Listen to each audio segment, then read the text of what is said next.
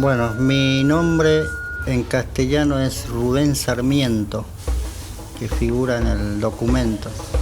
Pero mi nombre original es, en la lengua com, la lengua toba, es Coilala. El significado es abeja rubiosita que abunda en el norte. Actualmente soy el cacique de la comunidad 19 de abril, que está asentada, radicada acá en Docsura, Avellaneda, de la década del 70. A este lugar le dicen Villa Inflamable. Le hice un análisis la chica de japonesa, a 150 chicos. Y dio el resultado que tenían avanzado, tenían mucho plomemia, tenían plomo en sangre y eran todos. Por ejemplo, Occidente dicen que ellos son seres humanos. Nosotros no decimos que somos seres humanos, somos naturaleza. Al sentirnos como nosotros, somos naturaleza, somos sol, somos tierra, somos árbol, somos agua, somos aire, somos parte de la naturaleza. Entonces no podemos destruir lo que somos.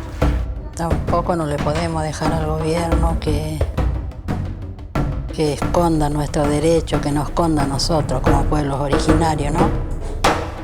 Que nosotros algún día tenemos que ganar, pienso. Va a costar 500 años más, pero tenemos que ganar. Esa es la idea.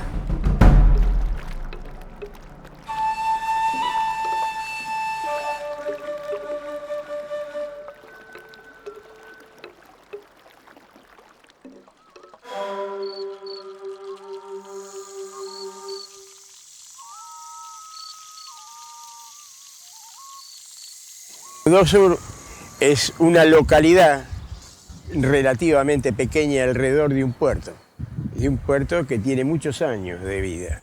Está ubicado a 27 cuadras del centro neurálgico de lo que quiere ser un país, o sea, de la Casa de Gobierno. Ahí, ahora en estos momentos, hay 82.000 almas viviendo en forma estrecha con la agresión ambiental. Eso es para pintarlo de un pantallazo. En 1924 mataron a muchos hermanos. En 1924 se puso una gran matanza. Rodearon un bosque porque ahí se escaparon de trabajar, se fueron ahí. Entonces no hicieron mejor cosa prender fuego alrededor del bosque. Prendieron fuego al bosque y luego la gente se estaba ahogando, mujeres con chicos, gente mayor, de todo salía ahogando así y lo esperaban con los Remington, una carnicería terrible. Siempre la excusa de los apropiadores es decir que eso estaba vacío, ¿sí? Eso estaba vacío, eso era desierto, no pertenecía a nadie. Traer a las comunidades de todas para acá ha sido para que desocupen la tierra allá y decir que estaban vacías. Antes hizo en la campaña del desierto, primero cuestionar de que no eran hombres. En la década del 70 se vinieron un grupo de 6 hermanos tobas de la provincia de Chaco y Formosa, por la razón de que las tierras que tenían en el norte, el territorio nuestro, era comprado por grandes empresas. O sea, negociaban las tierras nuestras, el Estado provincial contra con las empresas grandes, y bueno, de ahí empezó el problema. Y tuvimos que sobrevivir de alguna manera, entonces nos dispersamos. Los abuelos nuestros vinieron aquí en la década del 70, donde se pudieron ubicar acá en la isla Maciel y acá al lado del río. Esto era todo un campo, todo fiscal. La isla en un momento fue un centro folclórico de prostitución, que no existe más porque desapareció cuando desapareció el trabajo. Y por ahí se reemplazó por algunas actividades, o en la frontera con lo legal o ilegales directamente, como es la droga. No, la vecindad que está la violencia, digamos, está siempre vistoso en esta zona, porque bueno, no sé qué problema tendrán. A mí no me gusta el maltrato, ¿visto? Que estamos siempre se me discriminan todas las cositas, ¿no?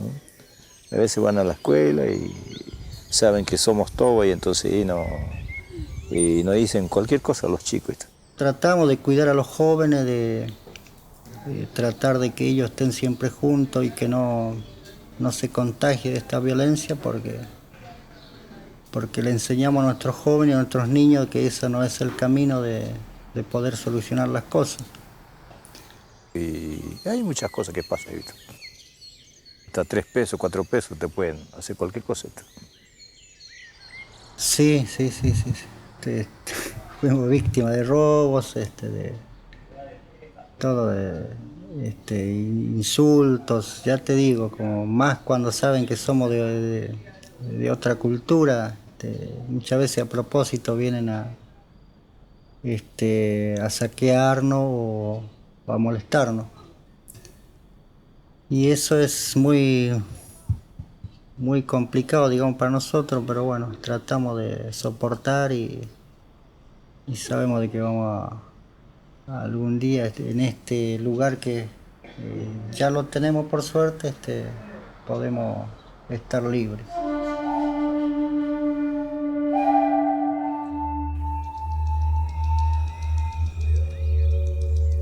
Estas multinacionales llegaron a esta tierra muy calladitos la boca y así se instalaron. Esa es la forma, que están acá. De esa forma llegaron. Lo hicieron como los piojos. Yo no encuentro uno que diga, sí, yo vi cuando vino un bichito y se le pegó en el pelo. No lo ve nadie. Pero a las 48 horas se están rascando con 4 manos.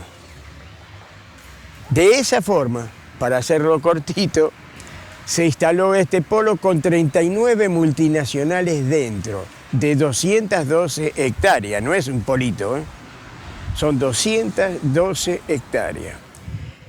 Tenemos, por ejemplo, zonas y lugares que lo podemos catear y sondear y vamos a encontrar productos químicos, hidrocarburos,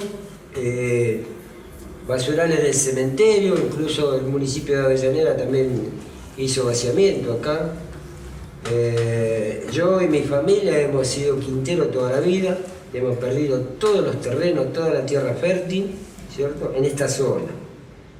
Y la zona de la costa, la de uvas y peras y ciruelos también. Con el famoso tema de la cuenca Matanza-Riachuelo, nosotros estamos dentro de la cuenca Matanza-Riachuelo y se usó como caballito de batalla Villa Inflamable. Que se está haciendo esto, que se está haciendo lo otro. No se está haciendo nada.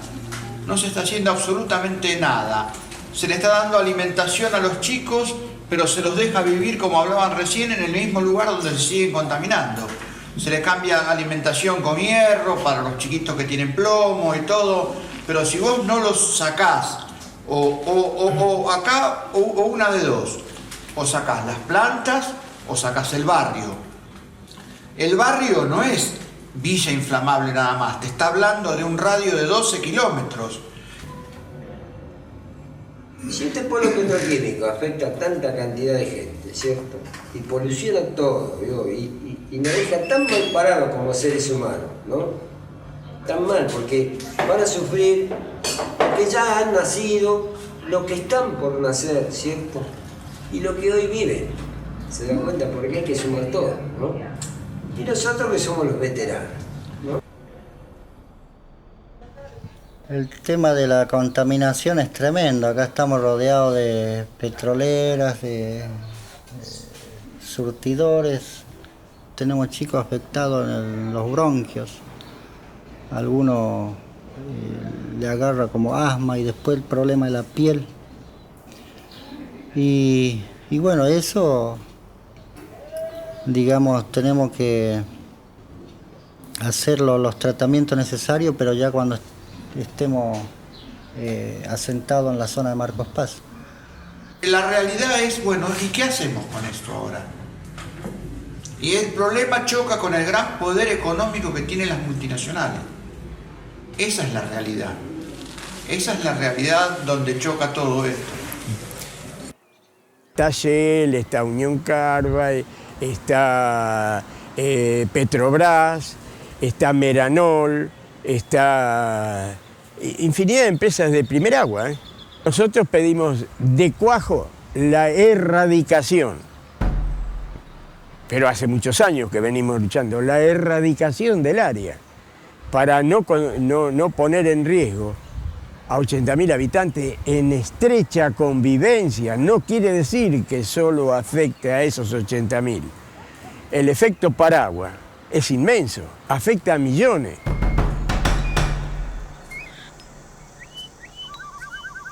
Los abuelos, nuestros padres que vinieron del norte, no vinieron porque ellos quisieron conocer Buenos Aires o porque les gustó, bueno, vinieron porque tuvieron que venir obligadamente. Quedaron sin tierras, la única fábrica de azúcar que había en el lugar del Chaco se había cerrado y la cosecha de algodón era muy bajo precio, entonces tuvieron que salir forzadamente a poder sobrevivir en otros lados.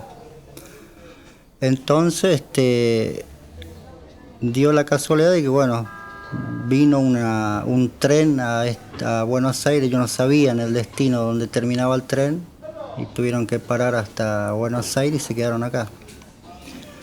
Y bueno, y por suerte tuvieron trabajo en el puerto, como portuarios, changarines. Y ahí de esa manera, bueno, con la esperanza, por supuesto, de primero de sobrevivir y bueno, de poder progresar. Bueno, a mí cuando me trajeron acá a Buenos Aires yo tenía 8 años y me trajeron para cuidar a un nenito. Sin embargo, no era lo que... Me trajeron para cuidar a un nenito y la señora me mandaba a hacer de todo. A lavar una sábana, a cocinar. Y si no me pegaba. Y después mi papá se enteró a los 2 años y me vino a buscar.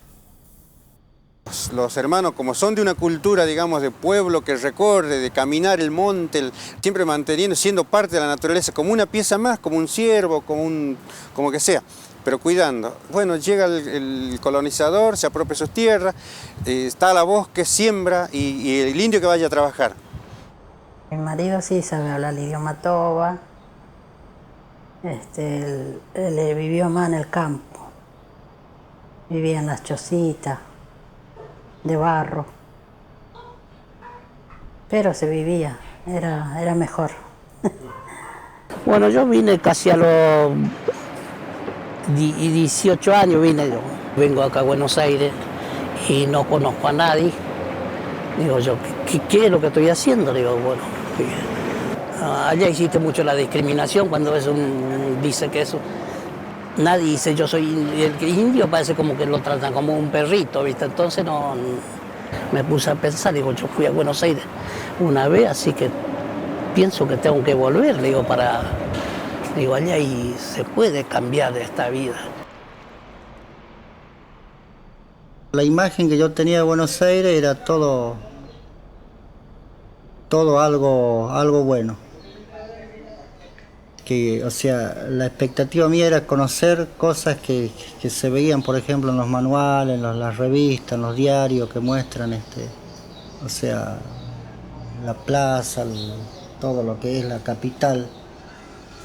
Esa era un poco una visión que tenía. Para mí era todo bueno. El tema es que cuando llegué, bueno, las complicaciones empezaron.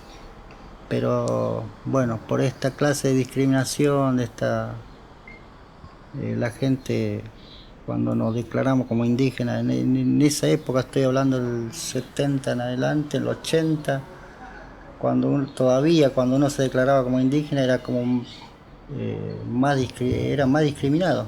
Y cuando que la primera vez dije, no, ya me entrevieron con los blancos, con los criollos, digo, bueno, no voy a ser más indio, digo, yo no voy a decir que yo soy indio, voy a cambiar, digo yo. Y mi papá me hablaba, me decía que no tenía que aprender a hablar el idioma porque iba a hablar muy mal y no ibas a poder hablar en castellano, ¿no? Entonces no me enseñó a hablar el idioma todo, no sé nada. Para que no me discriminen, para poder ir a la escuela. Terminé 7º grado, pero siempre escondí que era indígena.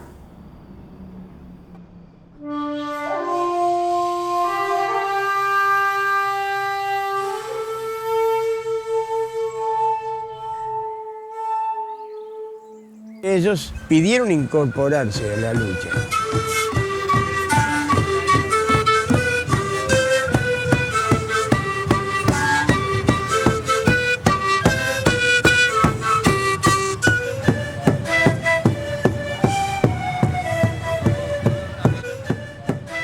El engaño siempre está presente en todos lados con nuestras comunidades y bueno, muchas veces caemos en la trampa del engaño, en donde bueno, nos prometen tantas cosas y salimos perdiendo. Nosotros todo el día caminamos y luchamos, vamos al gobierno, vamos al Senado. Son muy pocos los senadores que hacen caso a los indígenas. Para ellos los politiqueros, ellos bienvenidos, porque se aseguran el voto con su dádiva y eso son gozosos esta cultura, ¿no? Todos los gobiernos turcos gozan con eso porque saben, tienen asegurado el voto. Creo que es eso, nos corresponde a nosotros, a esta sociedad, que nos hagamos cargo de todo eso. Somos pueblos amantes de la vida, del desarrollo, de compartir todo lo que hay en la madre tierra. La tierra, el árbol, el agua, compartir, no venderlo, no adueñarse o acumular riqueza. Cada gobierno violando nuestros derechos, cada gobierno totalmente no respeta como comunidades, le roba nuestras maderas, totalmente le roba nuestro pescado, que los alimentos de nuestros padres, nuestros tíos, y ahora totalmente hay un capitalista que compró tierra y le hicieron toda la vuelta, es prohibido para pasar y cazar totalmente. Y ahora no hay camino para que nosotros le damos comer a nuestros hijos. Porque somos originarios de esta tierra, acá en nuestro territorio de Argentina, este es el territorio de nuestros antepasados, nuestros abuelos, así que acá la gente tiene que respetar el gobierno como pueblos originarios. Digamos, en un tiempo América era el reino de la libertad y el reino de la abundancia, hoy tenemos todo lo contrario, que muere de hambre y tenemos todo contaminado y no somos libres ya. O sea, ¿quién puede decir que somos más libres que antes? Todo lo contrario. En el mes de septiembre ya estaban listas estas casas. ¿Se ve por ahí?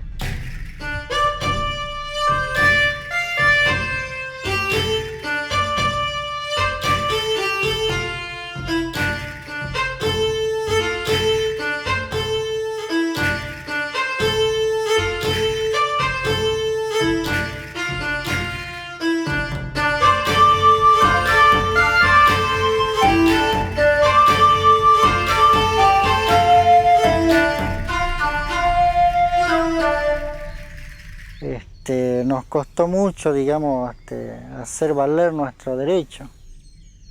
A partir del 96 se conformó lo que llamamos nosotros ahora, que el nombre de la comunidad es 19 de abril. Así que ahora creo que ya son 12, 13 años. Y costó muchísimo porque, ya te digo, en esa época, en esos años, no estaba muy difundido el tema de los pueblos originarios. Entonces dependíamos lamentablemente de los funcionarios de turno que bueno, que si estaba en la voluntad de ellos de hacernos, de hacer caso a nuestras peticiones o no. En Dock Sur, donde salimos, estábamos compartiendo la vecindad con gente que no son integrantes de la comunidad, entonces muchas veces nos complica, digamos, nuestra forma de vida.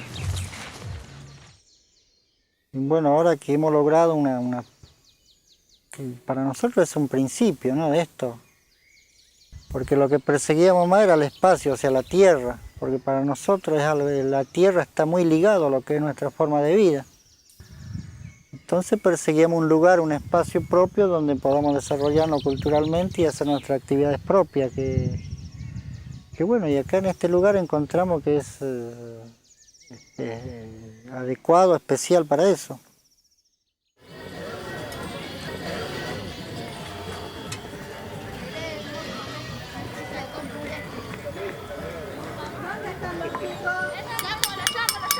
Los chicos, por favor, que venga a comedor. Nosotros como indígenas nos costaba conseguir trabajo. Muchas veces nos declarábamos y es como que había un rechazo automático de las empresas o en el lugar donde...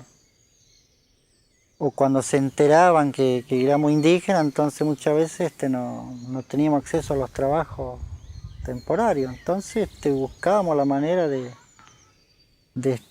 tener algo de entrada económica para poder sobrevivir. Esta parte queremos hacerla un salón, digamos, para trabajos manualidades, esta parte, ¿no? O sea, el objetivo de la comunidad era un poco lograr un espacio donde podamos nosotros desarrollarnos culturalmente y hacer nuestras propias actividades. Estamos, digamos, en el principio de lo que siempre soñamos, que es volver a si bien no va a ser directamente de la tierra que perseguimos y bueno, que estábamos esperando y que bueno, por suerte se nos dio.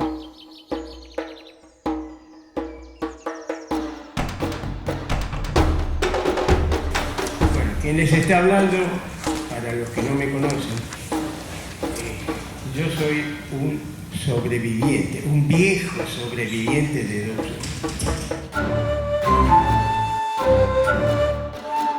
Era lindo vivir en el campo, no usar una inyección, que ahora me da miedo una inyección.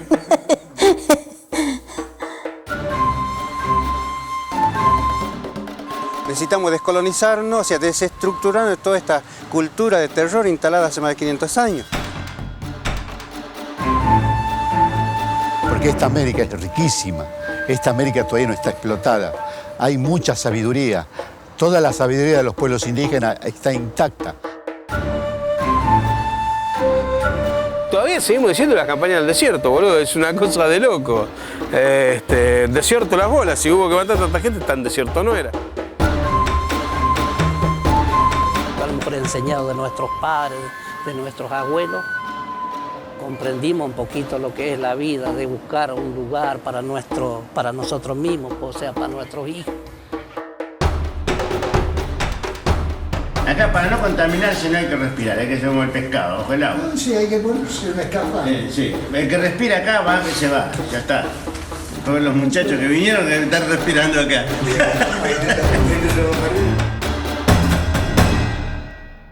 Nosotros no, yo a mi parte no quiero perder mi cultura todo esto. Sí. Sí. Yo no quiero perder. Sí. Ahora cada uno es libre, digamos, de incorporar lo que le parezca mejor, siempre y cuando no pierda su cultura.